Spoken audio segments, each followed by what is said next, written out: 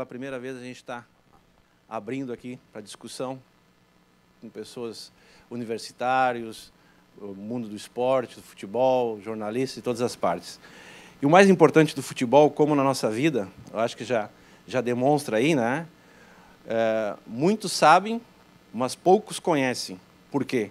A gente fala só do que a gente está vendo, mas no futebol tem muitas outras coisas, o dia a dia, as situações de adversidades, você trabalhar com 30, 40 pessoas que são os jogadores, mais o que está em torno aos jogadores, assessores, empresários, que você não tem uma ligação direta e você vê as pessoas darem opinião. Então, todo mundo dá opinião, só o que está vendo do iceberg. Agora, o que está embaixo, o que vem por trás, a preparação de uma partida, a chegada dos jogadores, se estão com lesão, se não estão com lesão, os problemas pessoais, a formação, a logística, uma série de fatores nos leva, né, a tomar algumas decisões que muitas vezes as pessoas não conseguem entender porque elas só sabem de futebol, mas ter esse conhecimento do dia a dia dessas situações, isso muda muito as nossas decisões. Então, eu fico muito feliz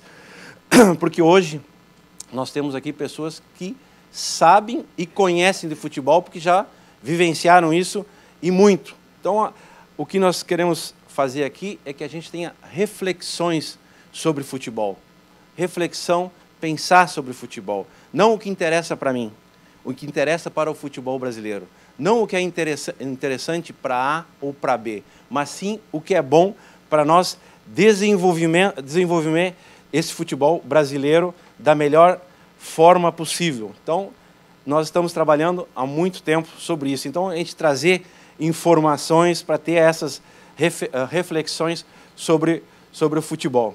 Quanto mais informações, mais a gente vai ter reflexão e vamos construir um futebol melhor. Nos últimos 2 anos, né, nós temos trabalhado a Seleção Brasileira, a CBF, para desenvolver uma série de fatores. Então, um dos fatores que a gente tem desenvolvido, né, que é a questão que todo mundo fala dos cursos, que é importante, tem sido feito curso, tem sido simpósios, reuniões, temos falado com os clubes da Europa, com os managers da Europa, temos viajado, temos buscado as informações daquilo que seja melhor para todos. E tem acrescentado muito. Eu acho que, principalmente nós, que fomos jogadores de futebol, nós temos o conhecimento prático. Mas unir o conhecimento teórico vai nos ajudar a crescer, a melhorar. Uma coisa não exclui a outra, né? Então, algumas coisas que, nesses 2 anos, o futebol brasileiro ganhou. Principalmente a questão da fixação do período de férias, que todo mundo queria. É importante para o jogador ter um período de recuperação. A pré-temporada, que é super importante, né? Que a gente tenha esse tipo de pré-temporada, preparar melhor o jogador, para eles terem um rendimento melhor, uma qualidade melhor, para que o futebol se desenvolva. A padronização dos campos. Todo mundo pode achar uma coisa banal, mas nós não tínhamos. Essa foi uma ideia, né, que nós temos o Levir aqui, que foi colocado. Pela primeira vez, nós reunimos todos os treinadores da primeira divisão, quando começou o campeonato o ano passado. Pedimos sugestões, pedimos ideias daquilo que poderia ser feito para o futebol brasileiro. E uma das ideias foi feita pelo Levir, que era a padronização dos campos. E hoje se tem a padronização dos campos, das traves, a grama, cursos para o pessoal que cuida da grama. Então, muitas coisas, talvez vocês não saibam, mas está se fazendo aqui, está se trabalhando para o futebol brasileiro da melhor maneira possível. Por exemplo, esses cursos que foram feitos para as pessoas que cuidam da grama, do campo, o maquinário para cuidar do campo, para cortar a grama exata, como a Europa, para ter um melhor rendimento, tudo isso a gente tem feito para melhorar. Porque para melhorar a parte técnica, né, a infraestrutura tem que ser melhorada. E é isso que a gente está trabalhando na infraestrutura para melhorar a qualidade técnica. Ajuste nas categorias de base. Foi-se pedido que, normalmente, nós jogávamos os meninos de 10, 12, 17, 18, o mesmo campo, a mesma bola, o mesmo tempo de jogo. Todas as situações nós conseguimos modificar aqui.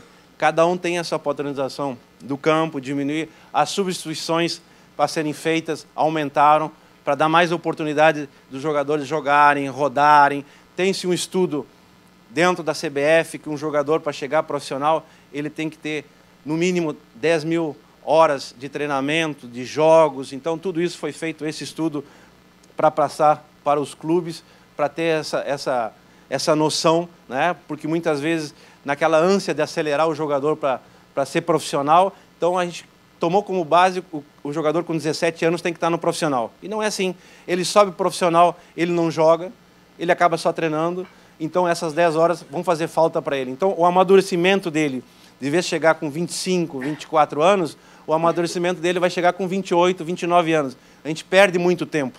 Então, essa é uma das reflexões que eu quero dizer para vocês, que a gente não tem a verdade. Nós estamos aqui para discutir, para dar informações para todos nós refletirmos, né, das coisas que a gente tem que dar um passo atrás, das outras que a gente tem que acelerar, outras coisas tem que diminuir. Criamos também um banco de dados do jogador. O que é o banco de dados do jogador? Quando eu cheguei aqui na seleção em 2010, e agora de novo, eu não tinha noção aonde estavam os jogadores que tinham passado pela seleção sub-15, sub-17, sub-20. Não tinha noção, não tem nenhum dado, não tem nenhum banco de dados. Então, nós levamos ao presidente para a gente criar um banco de dados. Hoje, nós temos 8 observadores, nós tínhamos 1 observador, nós temos 8 observadores que, em cada região, observam todos os jogadores sub-15, sub-17, sub-20 e também do Campeonato Brasileiro. Colocamos um observador de goleiro, né, que também faz parte do futebol. Esses observadores vão nos estádios, nos jogos, fazem um relatório, criamos que tipo de jogador nós queremos, quais as características do jogador nós queremos. Então, para você ter uma noção do que o futebol brasileiro precisa. A técnica, a força, a velocidade, a agilidade, a tomada de decisão, a leitura de jogo. Então, nós elencamos, juntamente com todos os treinadores da base, com o Gilmar, com o Andrei, e padronizamos e passamos aos observadores. Cada observador vai ver um determinado jogador. Para vocês entenderem melhor isso, eu vou observar o Gilmar. Hoje eu vou lá, observo o Gilmar, eu faço o meu relatório, coloco no banco de dados da seleção. Amanhã vai o Levi observar esse jogador, o Levi coloca as observações, só que eu e o Levi, a gente não sabe o que o outro colocou dessas observações. Só quem sabe sou eu como treinador, o Andrei como meu auxiliar e os treinadores da base. Então a gente vai ver qual é o comportamento desse jogador. Então a gente vê o crescimento no período de 1 ano desse jogador. Qual é o crescimento dele? Se ele melhorou técnica, atitude, performance. É normal também que o jogador jovem, ele oscila essa questão. A gente tem que ter. Mas isso é para no futuro, o que eu quero chegar, no ponto que eu quero chegar. Quando o treinador da seleção brasileira chegar aqui, ele vai saber se esse jogador, qual é a atitude dele, na dificuldade, se ele cresce, se ele sente mais a pressão, se ele é mais sensível à dor ou não. São coisas que não tem em livro nenhum. Isso é a experiência no dia a dia e com essas informações. Então, quando o treinador chega aqui, ele vai convocar um jogador, ele vai ter uma análise direta desse jogador, né? Qual é o rendimento dele, se ele tem algum problema durante uma competição, se na dificuldade, qual é a leitura de jogo. Hoje, eu convoco um jogador, eu sei que ele é bom na equipe dele, eu sei que ele joga, mas eu não sei qual é a reação dele em certos momentos de dificuldade. Eu vou saber quando eu trago ele para a seleção. Isso no futuro não vai ser preciso. Quando trouxer, você vai... um mínimo de erro, vai ter um mínimo de erro. Então a gente fez essas observações com esse banco de dados aqui, faz 6 meses que nós colocamos em prática. Foi um banco de dados criado por pessoas que trabalham dentro da CBF. Isso não exclua, né, que a gente tem todas as outras ferramentas que se tem de futebol, de análise, nós temos na CBF, nós colocamos aos scouting, a gente colocou também para os clubes, nós temos na seleção, só que a gente criou um mais específico para o futebol e para a seleção brasileira, né? Então, são algumas das coisas, das medidas que a gente tem tomado aqui, e a gente está trazendo para vocês aqui para ter esse tipo de reflexão dessas ferramentas. A outra ferramenta que a gente precisava criar aqui, né? Como a gente vai analisar um momento da seleção brasileira, um momento do futebol brasileiro, né? Então, nós fomos buscar, o que nós tínhamos que buscar? Quais são as nossas forças, né? As oportunidades, as nossas fraquezas e as nossas ameaças. Então, nós tivemos uma análise com todo o pessoal que trabalha aqui dentro da seleção, justamente isso. Então, nós ouvimos falar que o Brasil não fabrica mais jogadores, que o Brasil não tem mais jogadores de qualidade técnica. E uma das nossas forças que nós chegamos a um denominador comum, né, é a nossa qualidade técnica. Os números demonstram. Né? 2014, 2015, nós somos o país com mais jogadores participando da Champions League, campeonato que todo mundo é como referência, né? É o país com segundo maior número de jogadores participantes. Mas, se nós incluirmos nesse cenário aqui, jogadores com dupla cidadania, com passaporte europeu, nós passamos como primeiro, sem ter nenhum clube participando dessa competição. Em 2015, 2016 aqui, é o terceiro país com o maior número de jogadores nas quartas finais e é o único país a ter representante nas 8 equipes. Então, isso demonstra que nós continuamos produzindo jogadores com qualidade. Talvez não em todas as posições, mas continuando sendo uma referência do futebol moderno. Oportunidades. Renovar nossas ideias e procedimentos, mas sem abrir mão de nossas convicções. Então, renovar as ideias, a gente está aberto para novos treinamentos, novos mecanismos de futebol, novas ideias, tudo. Convicções. Essa é importante. Convicções. Pensar como equipe. Todas as vezes que o Brasil foi campeão mundial, nós tivemos jogadores de grande qualidade, mas sempre nós pensamos como equipe. Sempre nós jogamos coletivamente. Quando nós jogarmos coletivamente, pensarmos como equipe, as individualidades vão sair naturalmente. Toda vez que nós acharmos que a individualidade vai superar o coletivo, vai resolver todos os problemas, nós vamos ter imensas dificuldades. O segundo ponto é a criatividade individual e coletiva. Nós temos que ter, nosso jogador tem que ser criativo, nosso jogador tem que ter liberdade para criar. Agora, tem que ter tanto ela individual como coletiva. Aqui é um aspecto que nós temos que trabalhar. Como no passado saímos muitos jogadores naturalmente. Naturalmente o que quer dizer? A nossa criatividade fluía. Por quê? Nós jogávamos na rua, nós fazíamos tabela com um muro, nós jogávamos com bola de borracha, nós jogávamos com bola de plástico, nós jogávamos com bola de meia, nós jogávamos na rua cheio de buraco. Hoje não se tem isso. Então, os treinadores têm que incentivar, criar modelos de treinamento que lembram esse passado para os jogadores começarem a ter esse tipo de criatividade, tanto individual quanto coletiva. A outra é a competitividade. Hoje, não é hoje, a gente fala hoje é errado, né? Mas sempre o futebol foi competitivo. Hoje, muito mais ainda. Exige muito mais pela velocidade, pela força, pela dinâmica, pela preparação das equipes, pelo crescimento das outras equipes. Então, o cara tem que ser competitivo. Se ele só for bom tecnicamente, mas ele não tiver no DNA vitória, ganhar, isso vai ser difícil. Por exemplo, o cara ser competitivo aliando, pensar como equipe, criatividade individual e coletiva e competitivo. Tem um cara aqui que eu vou salientar, que jogou na seleção comigo, que era o Zinho. Então, vocês sabiam qual era a conversa entre nós jogadores? Nós queremos Zinho, porque onde o Zinho vai, ele é campeão. Então, o cara pensava como equipe, porque ele cobria os espaços dos companheiros. Tinha criatividade individual, coletiva e era competitivo. Então, nós precisamos de jogadores que reúnam essas características.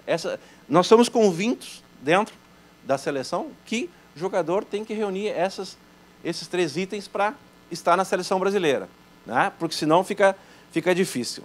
Sem abrir mão de valores. Os valores profissional, comprometimento hierarquia. Profissional. O cara tem que se cuidar. Ele depende do corpo dele. Ele tem que ser um profissional, ele tem que saber fazer as coisas na hora certa, no momento certo, né? Com responsabilidade, com responsabilidade. E aqui é mais um fator. Não sei porque a forma de nós nos comunicarmos, às vezes, ela torna alguns equívocos, né? Nessa parte profissional. Quando eu falo parte profissional, é lógico que nós temos o lado humano. O lado humano que você tem que tratar um profissional com respeito, né? Tem que ter esse contato humano. Só que quando nós vencemos, nós começamos a falar que, não, eu sou o paizão, eu sou o tio, não, eu tenho meus filhos em casa. Quem tem que ser pai, não sei o que, eu tenho que ser pai em casa com meus filhos. Aqui, eu tenho que ser profissional. Eu tenho que cobrar dele atitude, eu tenho que cobrar dele profissionalismo, respeito, mas isso não exclui que você não tenha esse contato humano. Só que a gente leva sempre para o lado negativo. Acha que, não, porque eu sou um paizão, porque eu abraço os caras, porque eu... Não, isso é outra coisa. Eu tenho que respeitar, tenho que tratar bem, tenho que entender que o jogador tem problema, assim como qualquer outro trabalhador. Só que, acima de tudo, tem que falar o profissionalismo. Tem que tratar eles como homens, porque eu estou respeitando eles, porque eles são homens, sabem tomar decisões, têm que tomar decisões, têm que ter atitude, têm que ter comportamento. Então, isso eu acho que são sugestões que a gente coloca aqui para todos nós refletirmos que a gente tem que deixar dessa coisa de paternalismo, né? A gente sempre fala em paternalismo, mas quando chega na hora de tomar uma decisão, a gente vai muito mais pelo lado de passar a mão na cabeça do que realmente ter uma cobrança, ter um respeito. Mas torna a repetir, isso não quer dizer nada que você tenha o relacionamento humano normal que você tem que ter. Hierarquia com diálogo. Nós somos abertos à conversa, não só com os jogadores, com todos os setores do esporte, que trabalham com o esporte, com os treinadores. A gente está receptivo a todos, desde que a ideia seja mais importante do que o indivíduo. Né? Nós queremos ganhar, que eu falei antes, a gente quer ganhar, a gente não quer ter razão, O que a gente ouve muito é o cara, vai perder. Aí depois, eu tinha razão, você sabia, eu sabia que ia perder, e daí? Perdemos todos nós. É muito mais fácil eu chegar aqui e colocar minha ideia. Eu acho que vocês podem fazer diferente, de outra forma, vai dar melhor. A gente está aberto. Nós estamos abertos, não só a seleção, como a CBF. Tudo que for bom para o futebol, nós vamos estar abertos. Que for bom coletivamente, nada individual. Tá? Então, a gente está aqui muito propenso a isso. As nossas fraquezas. Tá? Fator novo. A gente quer sempre criar um fato novo. O fato novo é para um dia, 2 dias. No futebol não dá, no futebol fala o trabalho. Futebol fala a qualidade. Não dá para a gente criar um fato novo a todos os instantes. Né? A mudança de treinador no Campeonato Brasileiro. Eu não falei antes que os treinadores se aproximam do número de rodadas do campeonato. Mas como? A gente prepara, a gente faz uma programação, em 2 jogos você muda a tua programação? Aonde estão as tuas convicções? Aonde está a organização que você preparou? Montou uma equipe, montou um trabalho, em 2 dias você muda tudo novamente? Então, isso são coisas para a gente refletir, né? Mudança de treinador. A mesma coisa que a gente muda o treinador, a gente é muito reticente para as outras mudanças. E quando eu falo aqui em mudanças, em pensar um futebol novo, a gente tem uma coisa assim como ser humano, que a gente gosta que muda do meu nariz para frente. Do meu nariz para trás eu não quero mudar. Então, eu vejo assim que todo mundo fala em mudanças, mas todo mundo quer mudança só dentro do campo. Não, a mudança tem que ser geral, de pensamento, um futebol novo. Então, todo mundo tem que mudar. Só que a gente quer... E aí, quando tem-se algumas mudanças, por exemplo, quando o treinador faz uma substituição, todo mundo vem contra. Mas como? Fez essa substituição, tem que renovar, tem que mudar. Mas quando o cara faz... Não, mas mudou, não podia mudar, né? Que você viu, o cara está há 10 anos jogando aí, está 5 anos jogando aí. Não, é mudança. Mudança tem que ter mudança. Tem que aceitar as mudanças e tem que colaborar para esse tipo de mudança. Então, a gente é muito reticente na hora de mudar. A gente gosta de mudar o treinador. Qualquer coisa muda o treinador, resolve todos os problemas, resolve tudo. Não. E cadê nossas convicções? Então, isso são alguns pontos que a gente tem que pensar, né? a fraqueza, né? O fator novo.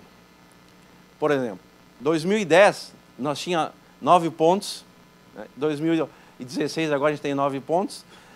Após a 6ª rodada, fora da zona de classificação, com 1 ponto, a 4 pontos do líder e com o mesmo número de aproveitamento. Mas aí tem um detalhe que, como eu falei lá no início, todo mundo sabe, mas poucos conhecem. E para conhecer tem que trabalhar no dia a dia. Vocês estão vendo esse número aqui, 35-3? Dos 35 jogadores que eu levei que estou trazendo para a eliminatória, só 3 disputaram a eliminatória. Desses 3 que disputaram a eliminatória, Daniel Alves jogou 1 ou 2 na outra eliminatória, Miranda jogou 1 na outra eliminatória, em 2009, 2010, e o Felipe Luiz jogou 1. Então, o quanto é importante a gente falar com pessoas que conhecem, que são do dia a dia, quanto é importante levar uma competição, você levar jogadores importantes para a Copa América, para a Libertadores. É outro campeonato, é outro estilo, é outra forma de jogar, e a gente acha que tudo é a mesma coisa, e a gente quer solução para hoje. Solução para hoje não tem. Tem que ser trabalho, tem que ter perseverança, tem que ter um espaço. E parece que nós sempre nos classificamos com facilidade. Não foi assim, não foi assim. Sempre a nossa classificação foi com muita dificuldade. Então, essa é uma das nossas fraquezas. Oportunidade que nós temos. A oportunidade, né, um grupo, você forja um grupo vencedor quando ele começa a passar por dificuldades. Ele é forjado nas dificuldades. Ninguém ganha fácil, começa a ganhar. Não, então a gente começa a dizer que um grupo começa a ficar cascudo, começa a ter estrutura, nas dificuldades o cara começa a ter atitude, começa a ter responsabilidade, começa a tomar decisões, né? Então isso faz com que um grupo comece a se fortalecer. Aqui eu coloquei 94, 2002, mas vamos um pouquinho mais lá atrás. Em 82 foi assim, tá? Em 86 as dificuldades que nós passamos para classificar, mas principalmente essas 2 datas aqui são emblemáticas porque em 90 a gente teve, não foi bem, em 93 a gente teve inúmeras dificuldades para se classificar. Passamos por situações que fortaleceu o grupo, principalmente fortaleceu o grupo, porque você cria um grupo vencedor, não é só com acertos, você cria com erros e aí você corrige esses erros. Porque se tudo você fazer e ganhar, vai ficar fácil, mas é difícil acontecer isso. Então, no momento da dificuldade, no momento do erro, você ter a percepção de corrigir o mais rápido possível, você começa a forjar esse grupo com mais naturalidade. As ameaças, que é importante, né? Isso é um fator importantíssimo aqui que eu vou colocar para vocês. Tá? A Espanha ganhou em 2010 e nós queríamos jogar como a Espanha. Agora, a Alemanha ganhou e nós queríamos jogar como a Alemanha. Tudo que vem de fora é bom. Muitas coisas são boas, muitas coisas são pertinentes, né? Então, nem tudo que a gente recebe, a gente tem que pensar. E aqui eu trouxe os números para vocês pensarem no que eu estou falando, né? Veja bem aqui, ó. A Espanha, a Alemanha, Inglaterra, Itália, Portugal, França, Rússia, Ucrânia, Bélgica, percentual de estrangeiro no campeonato deles. O Brasil tem 6% de estrangeiro. A Espanha tem 41%, a Alemanha 50%, Inglaterra 66%, Itália 57%, Portugal 55%, França 33%, Rússia 43%, Ucrânia, Bélgica. Né? É um primeiro ponto, primeiro passo. Nesse passo que eu quero falar para vocês é o seguinte, vocês sabem quantos jogadores saem do Brasil por ano? Média, 1.200 jogadores que saem do Brasil. Desses 1.200, 200 são amador, outros a gente nem sabe que saíram do Brasil porque a família foi morar lá fora e os filhos foram juntos. Tá? 700, 800 profissionais por ano saem do Brasil, jogador profissional saindo do Brasil. Aí eu faço uma pergunta a vocês para refletir. Imagina você tirar da Espanha 600 jogadores. Não, 600 não. Tirar da Espanha 50. Tirar 50 da Alemanha, 50 da Inglaterra, da Itália, como é que ficaria o campeonato?